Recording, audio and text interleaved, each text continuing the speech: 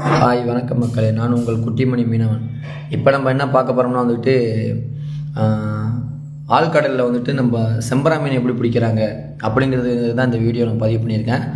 So இந்த செம்பரா மீன் வந்து வலையிலையோ இல்லை பெரிய பெரிய போட்லேயோ இந்த செம்பரா மீன் அதிகமாக கிடைக்காது. தூண்டிலில் மட்டும்தான் அந்த மீன் கிடைக்கும். நம்ம கிளிச மீனை வெட்டி அந்த தூண்டிலில் இட்டு நம்ம கீழே இறக்கணும்னா அந்த பெரிய பெரிய பாறுகள் இருக்கும். அந்த பாறு மேலே தான் அந்த மீனே இருக்கும். அந்த மீன் மேலே வந்துக்கிட்டு எப்படி சொல்கிறேன்னா, நம்ம அந்த கயிறை விடும்போது அந்த மீன் வந்து கொகவுலேருந்து வந்து பிடிச்சிக்கும். செம்பரா மீன், இந்த பன்னி மீன் அப்படின்னு சொல்கிற மீன்கள்லாம் எல்லாமே கொகவில் தான் இருக்கும். ஸோ இப்போ நம்ம கயிறை இறக்கி நம்ம பற்றிட்டு இருக்கோம். நம்ம கயிறை இழுக்கும்போது நம்ம என்ன மீன் வர்றதுன்னு சொல்லிட்டு நம்ம என்ன கொஞ்சம் நிமிஷத்தில் பார்த்துடலாம். என்னென்ன மீன் வருதுன்னு அப்படின்னு கூட பார்த்துடலாம். என்னென்ன வகையான மீன்கள் நான் உங்கள்கிட்ட சொல்கிறேன். அண்ணாண்ட ஒரு பையன் பார்த்துட்டு அந்த மீன் வந்துக்கிட்டு செம்பரா மீன், இதுதான் சிகப்பு கலர். இந்த மீன் பிடிக்க தான் நாங்கள் வந்திருக்கோம் அந்த ஆழ்கடலுக்கு.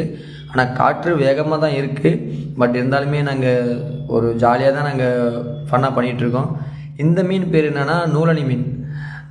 இந்த மீன் டேஸ்ட்டாக இருக்கும் சாப்பிட்டாலும். அந்த செம்பரா மீன் என்பது வந்து கிலோ வந்துக்கிட்டு 1000 ரூபா 900 ரூபாய் வரைக்கும் போகும் ஒரு கிலோ. ஆனால் நல்ல ஒரு டேஸ்ட்டான மீன்னா அந்த செம்பரா மீன் தான். அது உடம்பு ஃபுல்லாகவே சகப்பாக இருக்கும். அதோட தன்மையை வந்துக்கிட்டு நம்ம மீனை பிடிச்சிருந்தா லைக் பண்ணுங்கள், ஷேர் பண்ணுங்கள், கமெண்ட் பண்ணுங்கள். நம்ம குட்டிமணி மீன் சொல்ல சப்ஸ்கிரைப் பண்ணி